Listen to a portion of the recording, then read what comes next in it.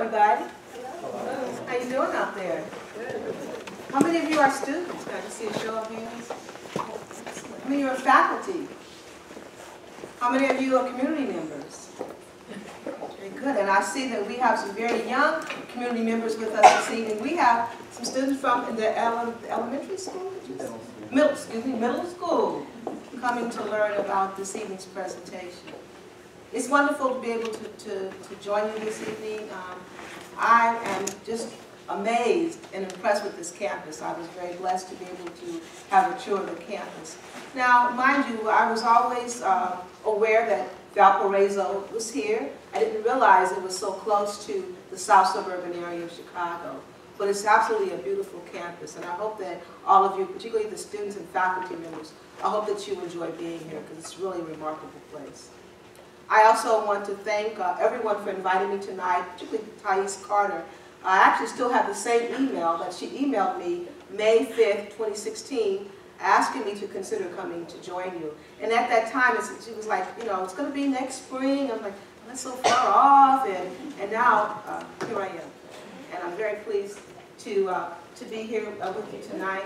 I also want to thank Elizabeth Lynn and Allison and all the students and the faculty and the alumni that spent time with me today, showing me around. I actually had an opportunity to go and visit one of the classes, and again, I just had a great day. What I'd like to do tonight is to just share with you a little bit of my journey. As you see from your brochures, that the theme is First Do No Harm, Health Policy for a Better Health. And that notion, first do no harm, is very relevant, particularly for those that are in the healthcare arena. As nurses and as physicians, allied health professionals, we all have that purpose and that meaning, and we also focus on doing no harm to our patients, whether we're doing clinical care, whether we're conducting research, or whether we're advocating on behalf of our patients in the communities we serve. We should always be mindful to do the very best we can by those that we take care of. So I thought I would share with you tonight practice, research, policy, connecting the dots. And this is very special to me because I didn't really connect the dots until a little bit later on in my career. I started out as a clinician. Of course, I wanted to do my own research. I've been a research administrator, and then I actually got the policy bug. And that's where I am this evening. I really do have the policy bug, because now I understand that to be an effective practitioner, to be an effective researcher, I have to have some appreciation of policy, whether it's public policy, whether it's health policy, the policy-making process. Now I begin to realize that that does play a role in what I do on a daily basis. As you can see from this slide, I'm the Director of Government and Regulatory Affairs at what we call CGFNS. It's the Commission on Graduates from Nursing Schools. Back in the 70s, when a foreign educated nurse wanted to come and work in the United States, they would take an exam, a predictor exam. And so then our organization was established to help individuals take an exam in their home country without having to come to the States and then take a nursing exam and then find out they didn't pass the exam. Our institution was created to help those individuals. We are the only organization that's written into legislation to do what we call visa screen for nurses. We also do visa screen certificates for other healthcare professionals. And by that I mean, if you were a healthcare provider, a nurse, or an allied health professional, and you wish to come to work in the States, of course you have to meet certain requirements. So my organization is responsible for assessing English language proficiency, particularly looking at their education comparability, and looking at their background as it relates to their professional licenses. In my role, I'm responsible for interfacing with immigration attorneys or the federal government. Because we are written into legislation, we report to Homeland Security. And as a result of that, we have those annual reports that have to be done that speak to what we've done throughout the year. And so I'm responsible for that. We're located in Philadelphia. I'm a Chicagoan, but I wanted to venture out to Philadelphia for this opportunity. So tonight I want to highlight my journey from practice to research to policy. And I want to just highlight the importance of all of us to be involved in advocacy and political activism. Both of those are very important, particularly for those of us who are involved in improving the nation's health.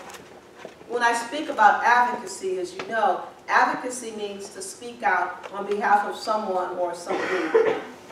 And political activism is a component of advocacy, but it's like bumping it up a notch. In other words, becoming politically active, going to do testimonies on Capitol Hill, or to speak to your state legislators. It also means to get involved in campaigns, getting more involved in our professional organizations, particularly those that have an agenda around advocacy issues. This is me at the very, very beginning of my career. You know that quote by Martin Luther King Jr. that says, "Faith is taking the first step even when you don't see the whole staircase." And I can assure you that when I started out in nursing a while ago, I did not see the whole picture.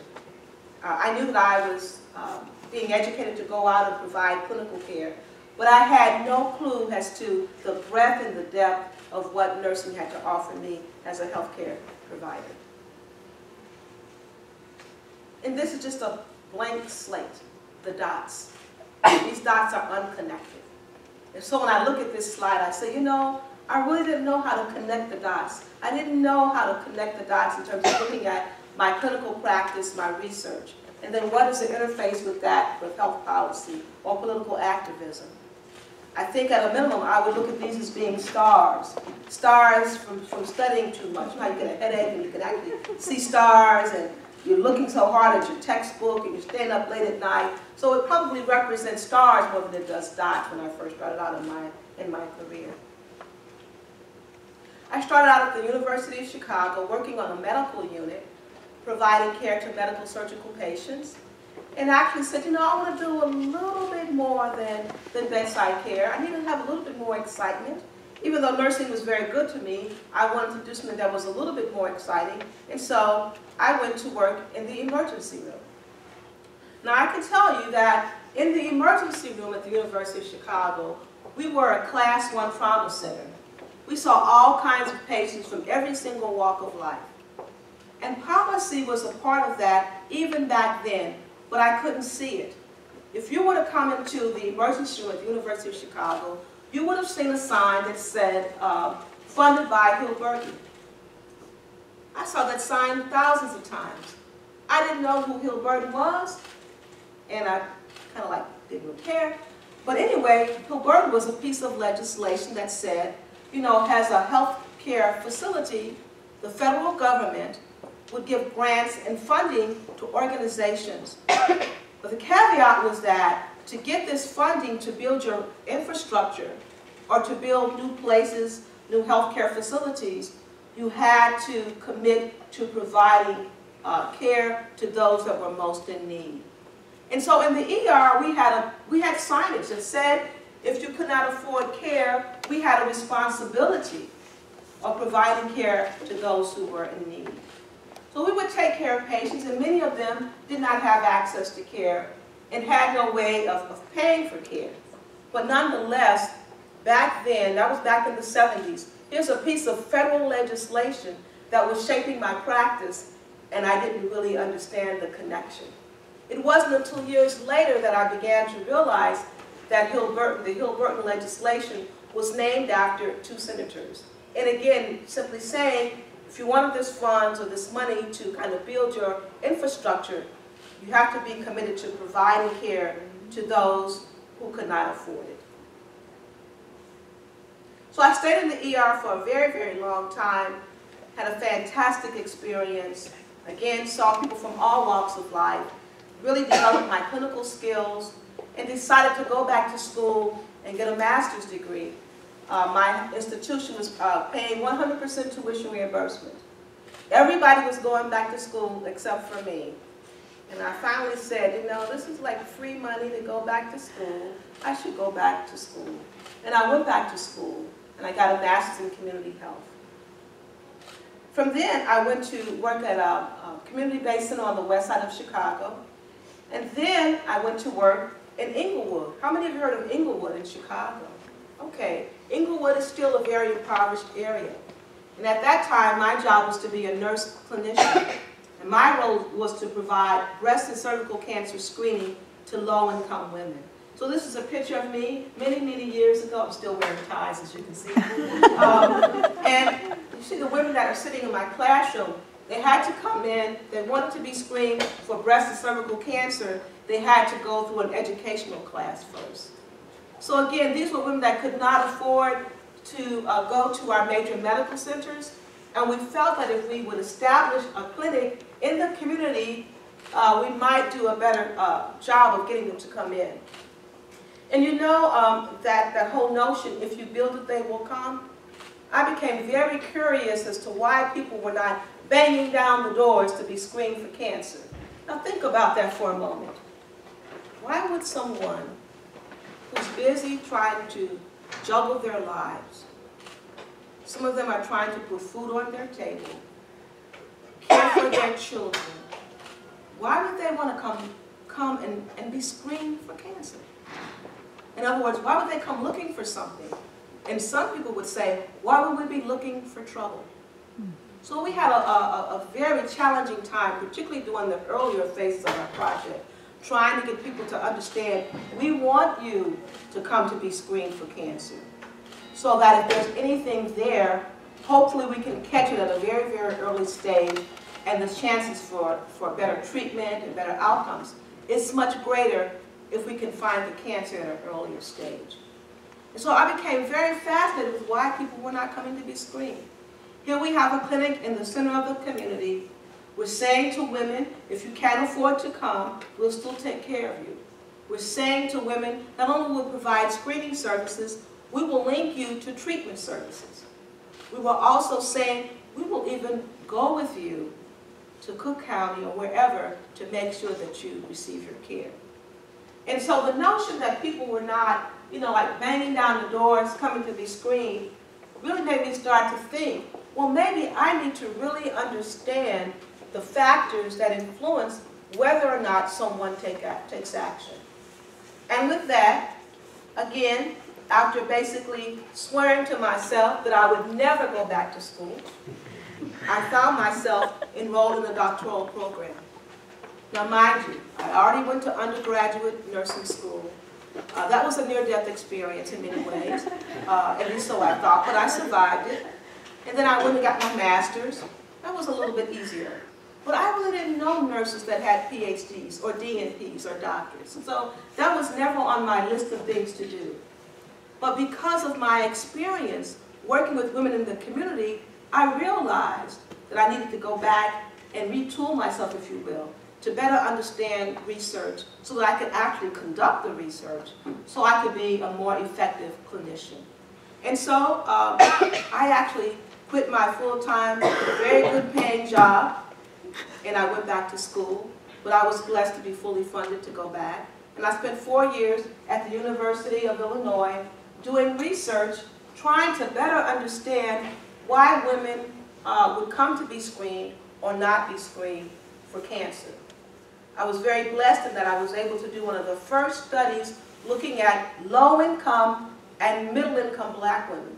Because if you were to read the literature back in the 80s or the 90s, you would find a lot about low-income women, but nothing that could really appreciate the differences between different income levels. And so I was able to do that research.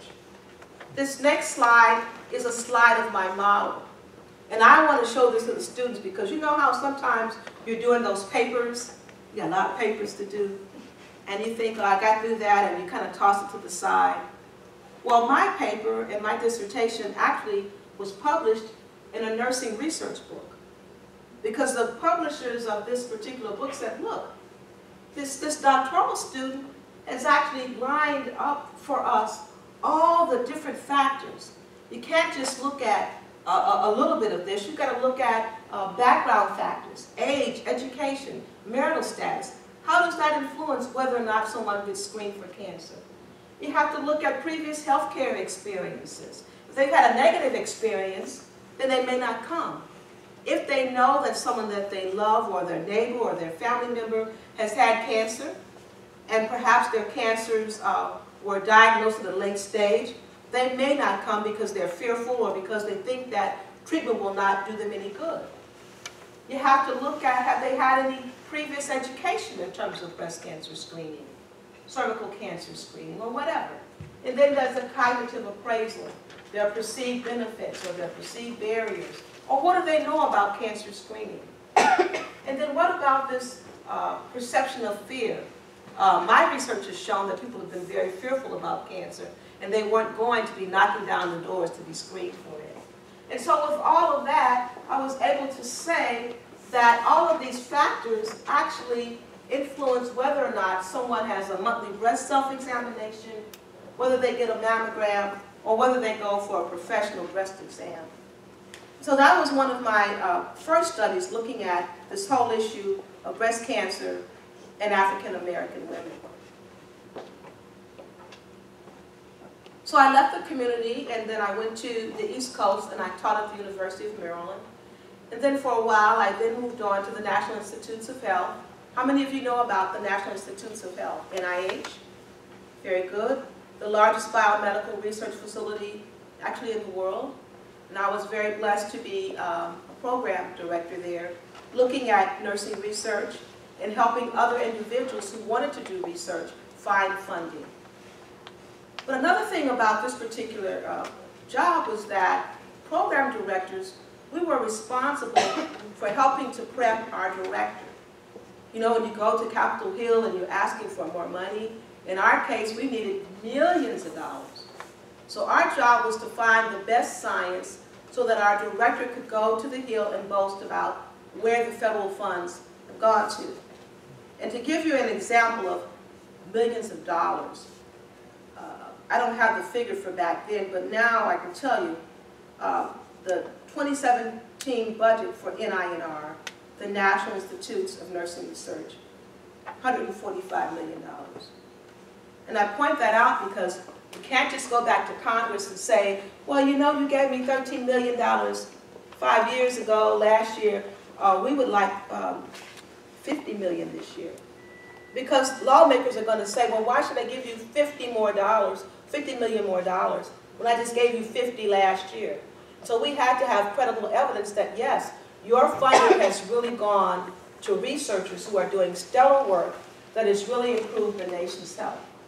And so again, I still had not connected the dots in terms of advocacy. In fact, the National Institute of Research is where it is today because of advocates. People going to the Hill, people speaking to their lawmakers about the need to have a dedicated institute focused on nursing research. This is a picture that I actually took in Australia because it reminds me of the need to connect the dots. So I shared with you the fact that I worked in the community providing cancer screening to women. I shared with you that I worked in the emergency room and the Hill-Burton law that said if you provide care to individuals that need, you'll get more additional funding. And then I shared with you working at NINR and helping to prep our director to go to the Hill to ask for more money. But again, it all didn't come to light for me till a little bit later.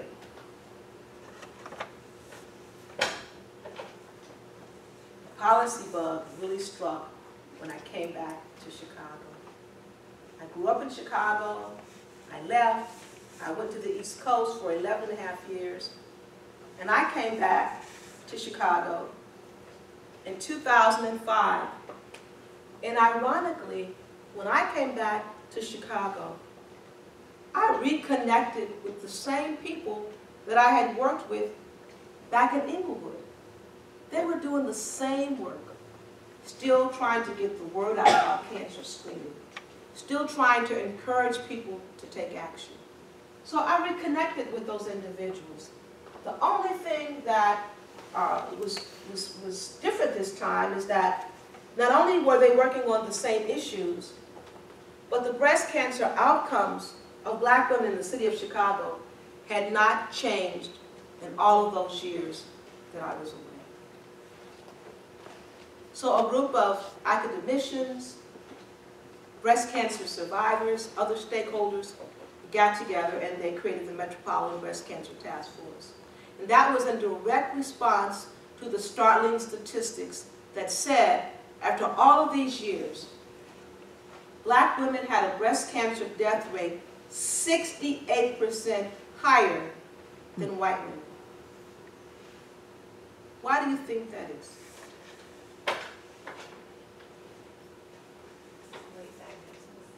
Late diagnosis? Access to care? Why do you think black women were experiencing such a high death rate compared to their white counterparts? Inability to pay for treatment. Inability to pay for treatment, access to care, late stage of diagnosis. And so this group said, you know, we spent a lot of time, we've got a lot of research, we can speak to behavioral factors. Researchers have already alerted us to the notion that people are fearful about cancer. Some of them may not take action, so therefore when they get to the physician or the provider, their cancers are diagnosed at a later stage. So mind you, when I came back in 2005, I was reminded that there were some policy things that were already on the books.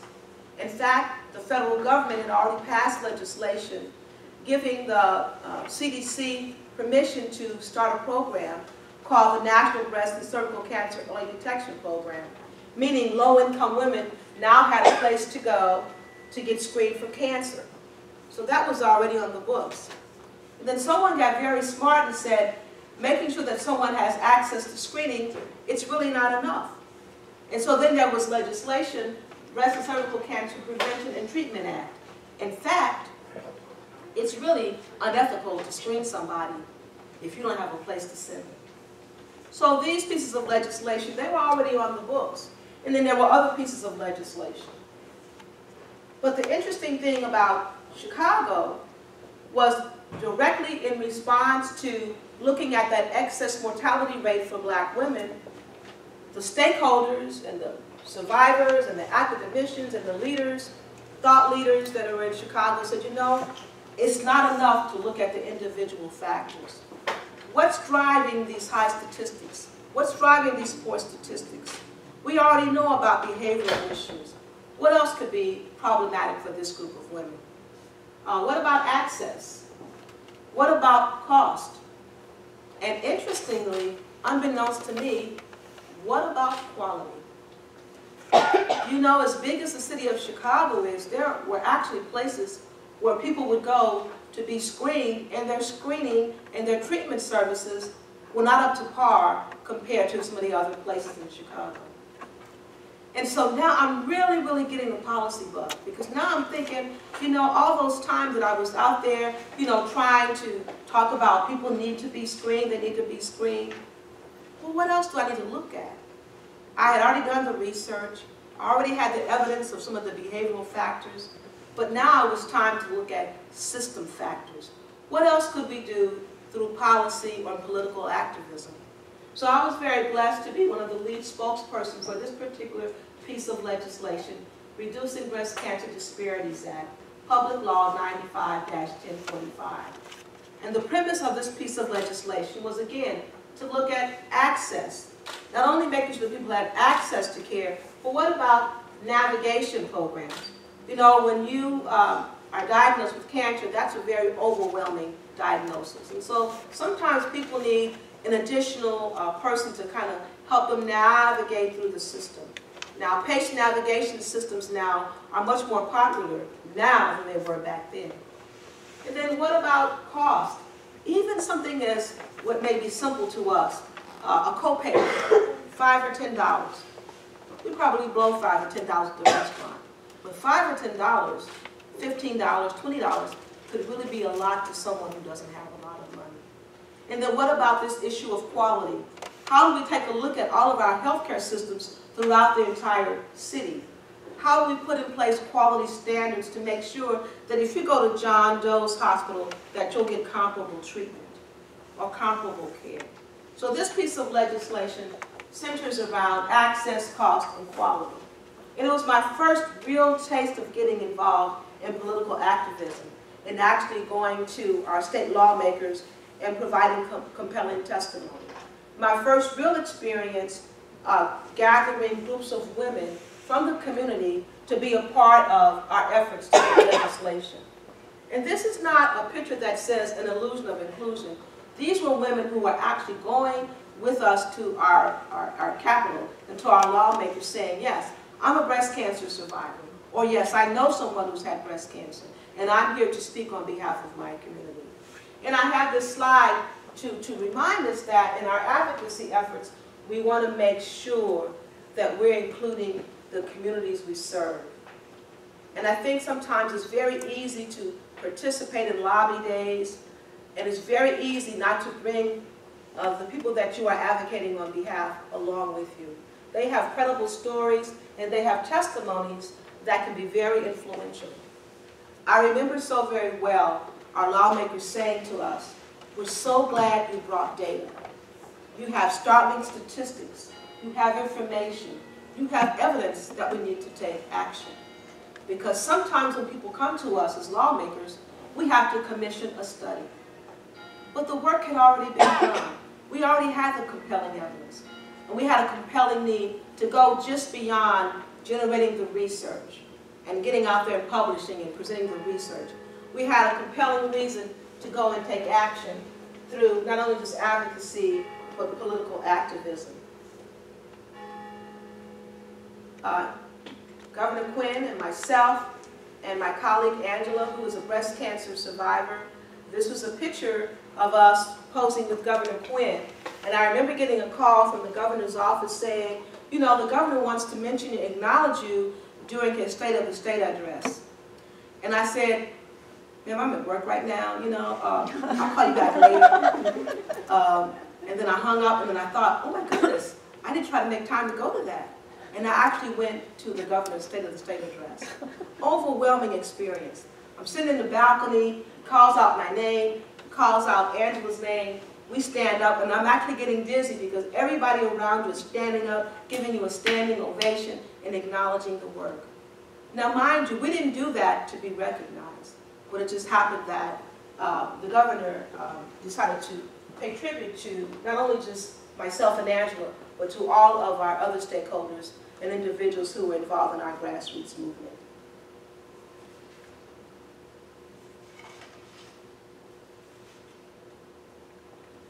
This next slide is important to me because I had a chance to become a Robert Wood Johnson Health Policy Fellow, and I actually spent 15 months on Capitol Hill, and I'll talk about that in just a second. But when I got to Capitol Hill, I met Representative Wasserman Schultz, who was a breast cancer survivor, diagnosed with breast cancer in her 30s. And I was actually able to meet with her, to speak with her, and to show her a piece of my research looking at the meaning of breast cancer screening among young women. Now, mind you, my previous research looked at women that were, you know, 20s, 30s, 50s, 60s, whatever. But this study was done specifically to address the needs of young women. And let me tell you, there is a difference between someone who is 20 years old being diagnosed with cancer compared to someone who is 65. And so I was able to complete this study, a phenomenology study, which means that you do very, very detailed interviews with individuals trying to get at the meaning of your phenomena. And so when I went to the Hill, I actually was able to speak with Wasserman Schultz because coincidentally, she had also just introduced some legislation which was actually enacted in law that basically said, you know, there are a lot of young women that are being diagnosed with breast cancer. And now we have to make sure that our providers are educated about young women and breast cancer. Again, in my study, I actually talked to women who said, you know, when I went to my doctor and I had a lump in my breast, they said, oh, you know, you're just too young. You don't need to think about this. But yet they were diagnosed with breast cancer. And so she's saying, you know, we need to take a look at at women who are younger, because we are seeing younger women that are being diagnosed. And so her legislation provided some funding to CDC to provide more education for women and consumers, but also in terms of healthcare providers. This is a picture of me and my colleagues.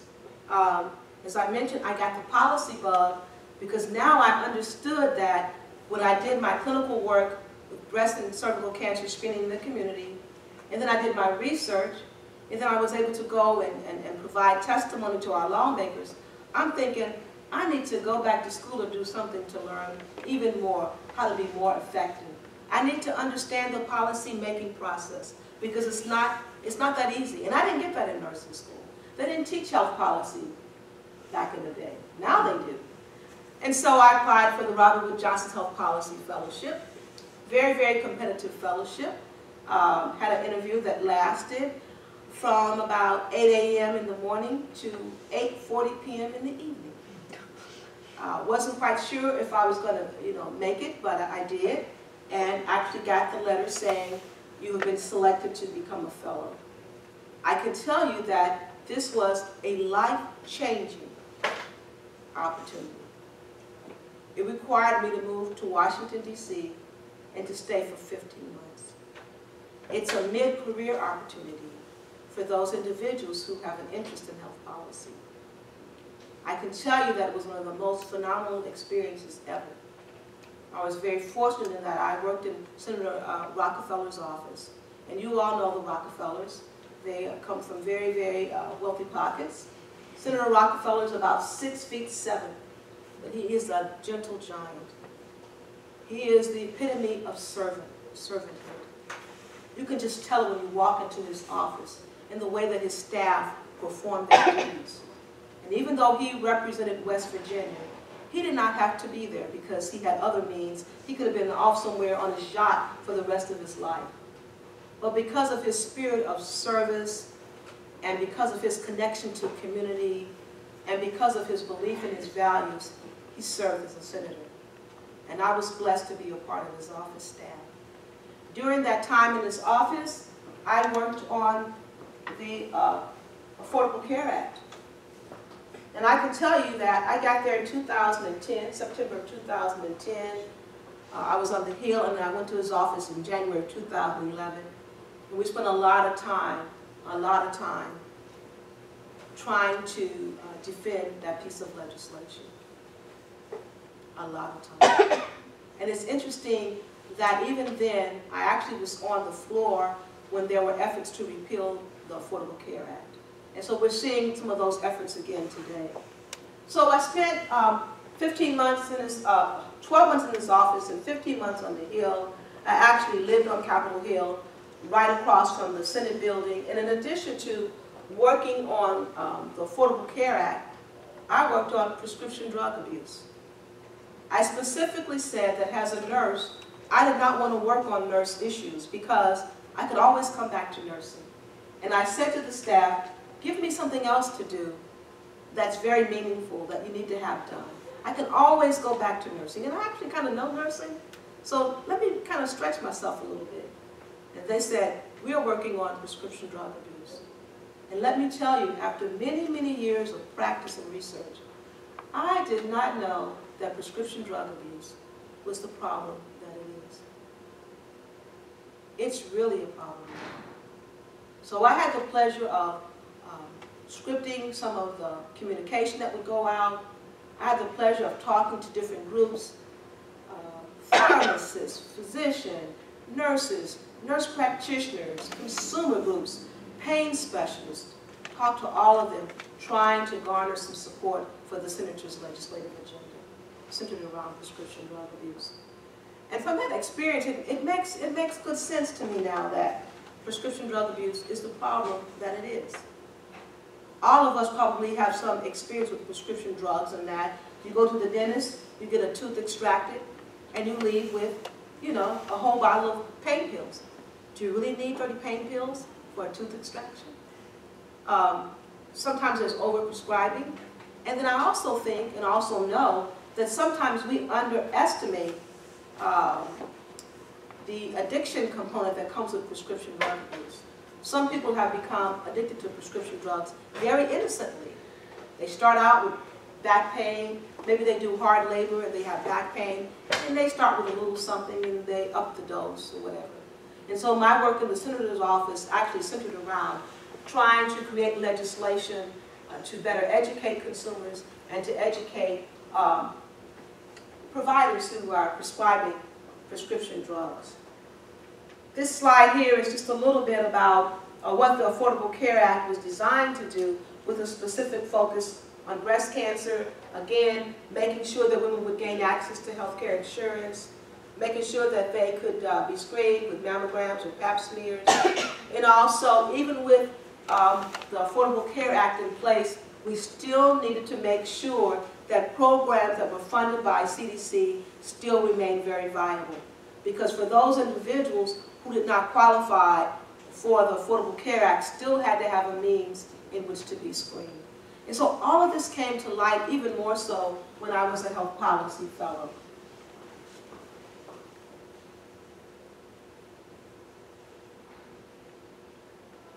I like this slide because this is my call to action for all of us in the room. And this slide just reads, seizing opportunities to advance the future of healthcare through advocacy and political activism. And again, when I was practicing nurse and did my research, I wasn't connecting the dots. And then when I went on to teach health policy, I began to realize that a lot of nurses and other healthcare providers have not been exposed to health policy. At Rush University, where I used to teach, nurses had to take a health policy course in order to graduate. But the other healthcare professionals did not have to take that. And I'd like to advocate that all of us who are in healthcare particularly should be taking health policy. And those of us who are entering to the service arena should take some type of public policy course or have some kind of appreciation of policies that influence our funding, policies that influence access to care, policies that influence the number or the types of resources that we have. Never doubt that a small group of thoughtful, committed citizens can change the world. Indeed, it's the only thing that ever happens. Meaning that some of the major advancements that we see in the advocacy arena started with people just like us in this room. Grassroots individuals, individuals that were passionate about a particular issue, individuals who had that real lived experience of what it was like not to have access to care. If you trace the history of the breast cancer movement, it started with a group of women, some of them survivors, who became very, very passionate about the whole issue of breast cancer screening and quality breast cancer treatment. It started with people that had a vision, that were very passionate about making sure that people did not have to suffer.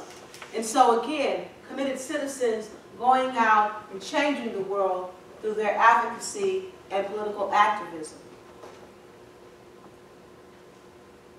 Now, our legislative officials are always informed by think tanks and organizations that do commission papers, that do the research, the Agency for Research in Healthcare Quality, Academic Health, the National Academy of Medicine, formerly the Institute of Medicine, IOM. IOM is very, very influential in terms of shaping policy. In fact, it would not be unheard of for Congress to ask the Institute of Medicine to do a study. They want to know about suicide rates in veterans, or they want to know about prescription drug abuse, or they want to know about whatever. It would not be uncommon for them to commission a study. In fact, Senator Rockefeller's legislative agenda was shaped based on an IOM study. He started out wanting to look at methadone use in his community. And then after getting the report back, he started looking and saying, it's not only methadone that's an issue, prescription drugs are an issue, because I have this report, this commission study. And so therefore, I will use those findings to shape my policy agenda. And then a number of think tanks, organizations, researchers, and academicians that are doing their research also help to influence and to shape health policy. This is the Office of NIH History. If you have any opportunity, I would strongly encourage you to go to the National Institutes of Health website. Wonderful historical background. And many of you know that NIH, as I mentioned, is a biomedical research facility. When you think about the major breakthroughs that have occurred, whether it be cardiovascular disease, whether it be cancer, many of these breakthroughs have been funded by the National Institutes of Health.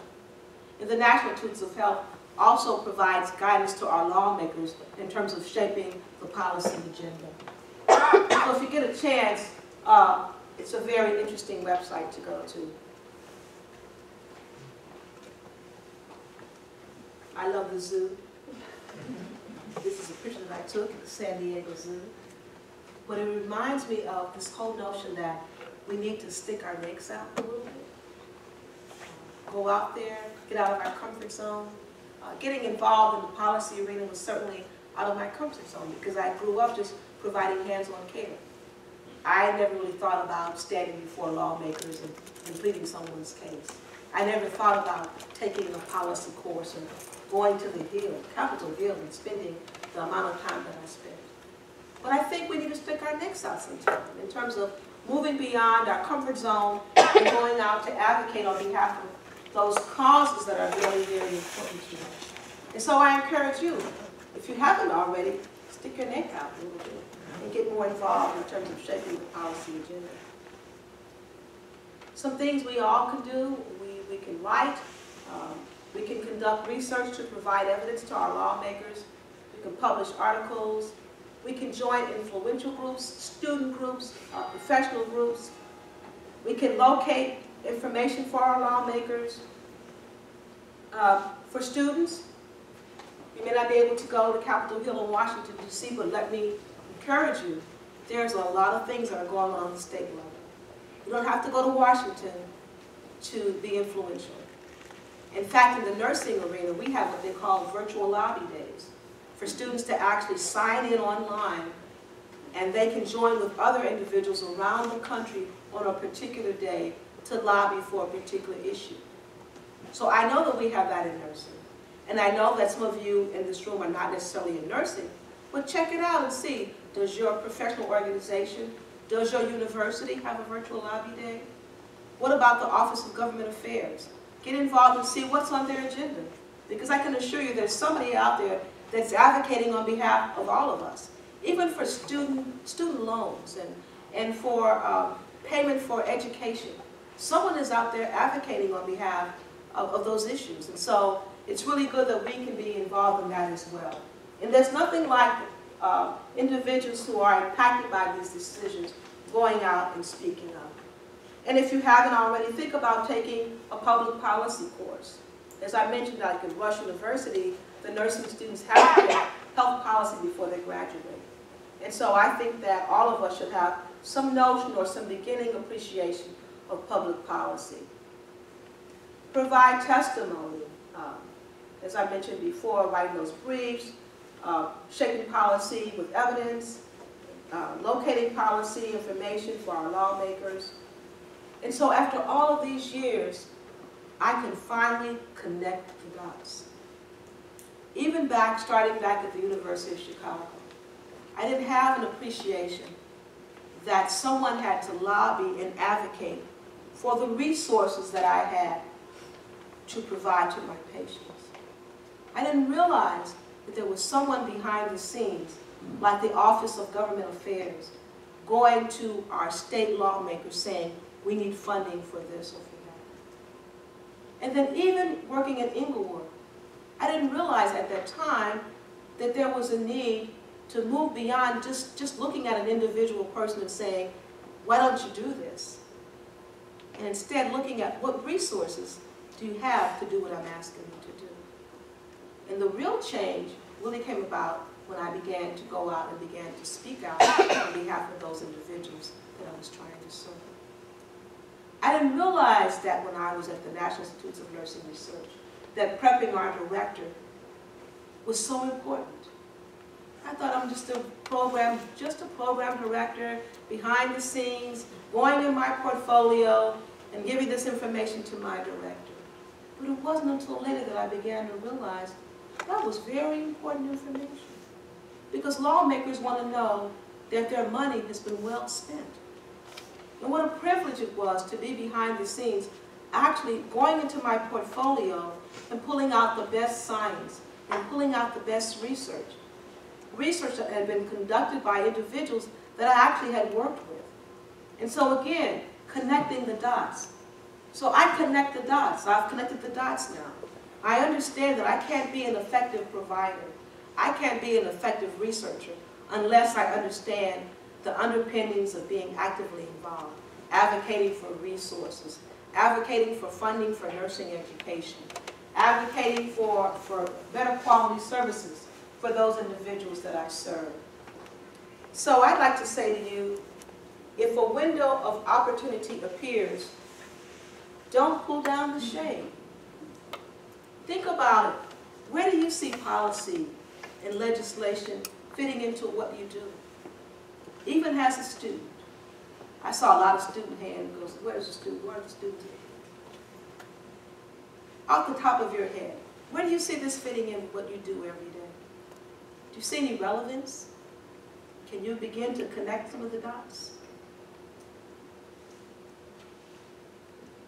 That's a question to you. Well, even if you can't see all the picture now, I want you to be mindful that there is some kind of connection. Eventually you'll graduate and you'll go out into the world and you'll want to be really, really influential and very effective in whatever you decide to do. But I am saying what I'm saying today to hopefully encourage you and inspire you to think about what are the policy components of what you do. If you decide to become a teacher, there's a policy component. If you decide to become an engineer, there's a policy component. If you decide to go and work in the environment, there's a policy component. What legislation actually shapes what you do? What legislation actually influences what you have to work with? And how can you get involved? And if you haven't taken a public policy course, I would really encourage you, before you leave this institution, to take one. It will really be very enlightening. I did not take any of policy courses when I was in nursing school because we weren't talking policy. Just reading the newspaper every day, you can see a lot of policy implications. Now is a very exciting time because I think people that weren't paying attention in the past, they're now paying attention because there's someone that's sitting in Washington, D.C. calling the shots for all of us. That's why it's so important to begin to have a beginning appreciation. Maybe some of you will run for office. I told the students earlier today that I would love to run for office, but I just don't have the thick skin. I don't have the thick skin for that. But I appreciate those that are running for office.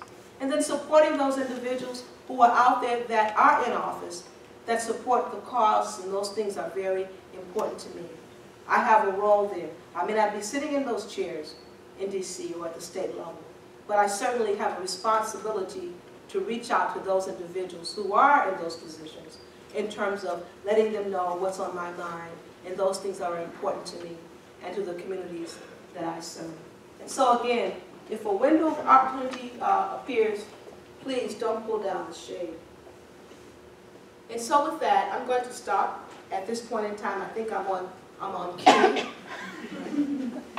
And I would like to open this up to questions or even comments that you might have.